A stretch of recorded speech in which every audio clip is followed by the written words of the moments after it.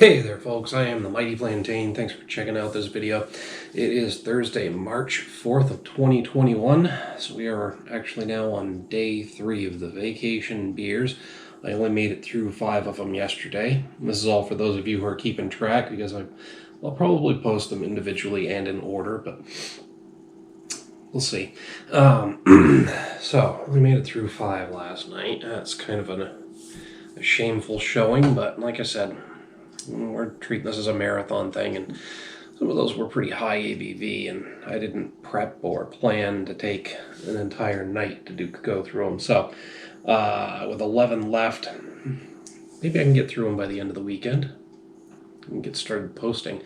So we're going to start off with 2 from Barreled Souls. First one is Transformer. This is a pale ale with Galaxy and Enigma hops. Comes in at 6.3% ABV.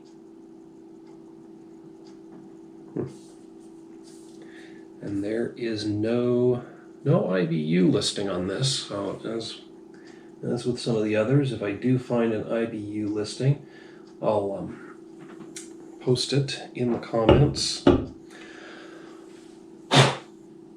Yeah, some of these have been sitting around for a while.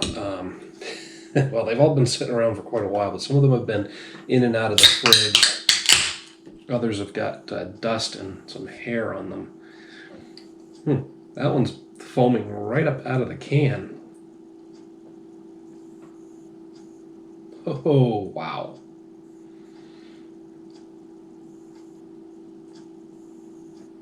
That's an extremely bubbly beer.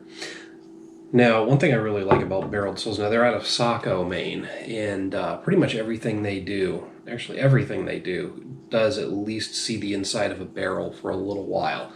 I love barrel-aged beers, so I'm loving this place. I'd spend more time down there if I could. I actually have friends who live nearby their brewery that have said we could come down and visit any time. I just don't do a lot of road trips.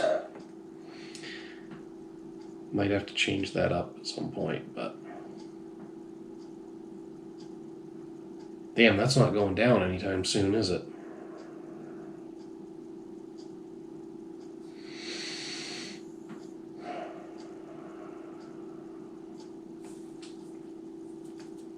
I hate to do this, but I don't want to wait 20 minutes here, so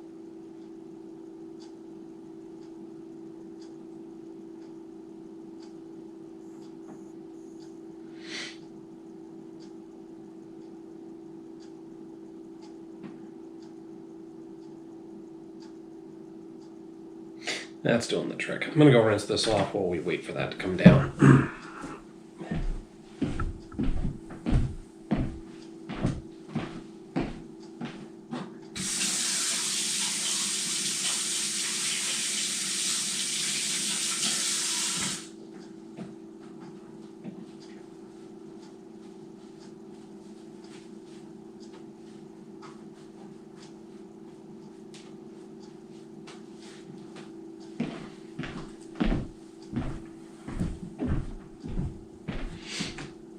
Part of that trick, most of that trick, is just breaking the surface tension on the head of the beer and getting down into the foam. But adding a little oil from the side of your nose or anywhere else on your face really helps a bit.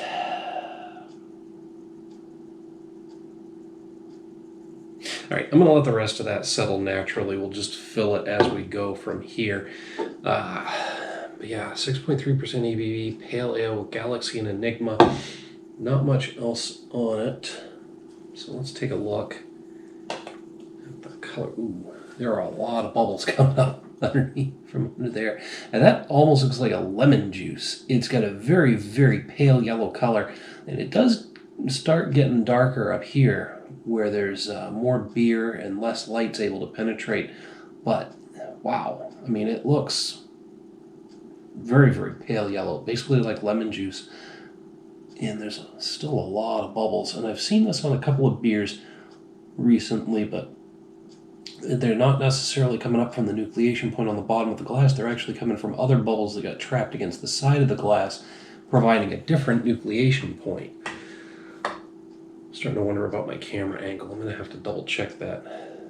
My break in between this one. There's a big void here in the head, so some of that foam is coming through. I'm going to try and punch through it here on the side. Oop. Yeah. Okay.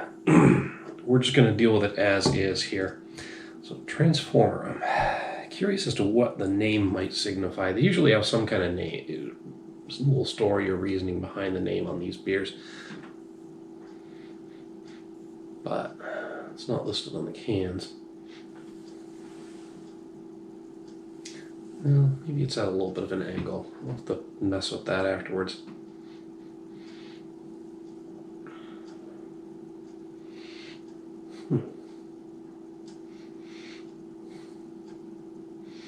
It's really interesting. I'm actually getting some very, very earthy and grassy notes off of that. Now, I'm pretty sure Galaxy, I'm not sure about Enigma, but I'm pretty sure Galaxy is mostly like a citrusy hop. Huh. I'll have to look that up. I'm not sure what they're supposed to be giving off, but I'm getting really heavy grassy and earthy notes off of that. Maybe a hint of floral.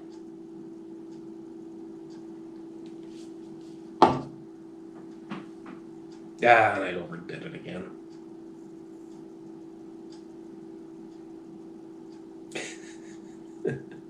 Foam is definitely not an issue with this beer. All right, I'm going to try and very gently get down to the actual beer.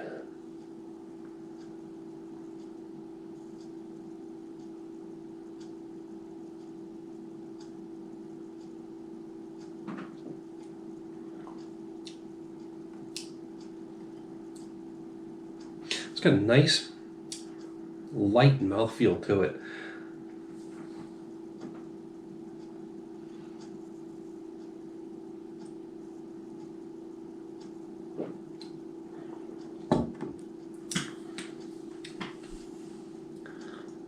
Up front, that is seriously dank and earthy.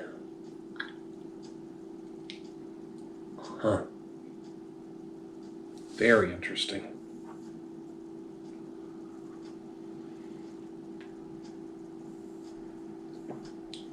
As I've said in pretty much every video, including the previous 11 or whatever, 11? Oh crap. I started with 21, I did 11, I'm down to 10 beers. Maybe I miscounted. Anyway, I'm mostly keyed toward citrus and pine, so anything that gives me a different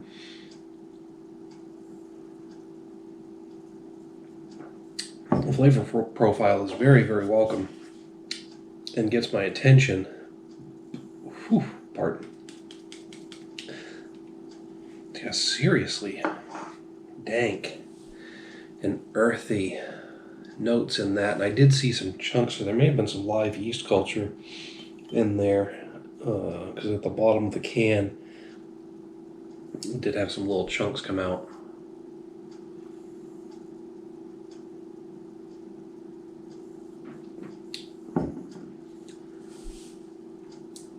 Yeah, just seriously dank and earthy, maybe some hints of grassiness in the finish. It's got my attention. I think I'm going to hit this with a 4 out of 5. I mean, overall, it's just a very smooth, well put together beer. It's a great pale ale, but those earthy and dank notes in the flavor are really getting its extra points from me, because it's not something I'm used to. It's not something I get very often. Whew, pardon. So I'm just basically impressed by it. And again, I'm not sure what Galaxy and Enigma are supposed to convey for flavors, because I think I'm picking up on something that shouldn't be there. And there's nothing wrong with that. Beer taste is subjective, and not everybody's going to have the same experience with a particular beer, so that's what I'm getting from it. But that's just my opinion on this one. Hit me up down below in the comments or in the email link Love to hear what you have to say about this beer. While you're down there, don't forget to like and share the video. Make sure to subscribe to the channel. Until next time, folks, thanks for tuning in. Cheers.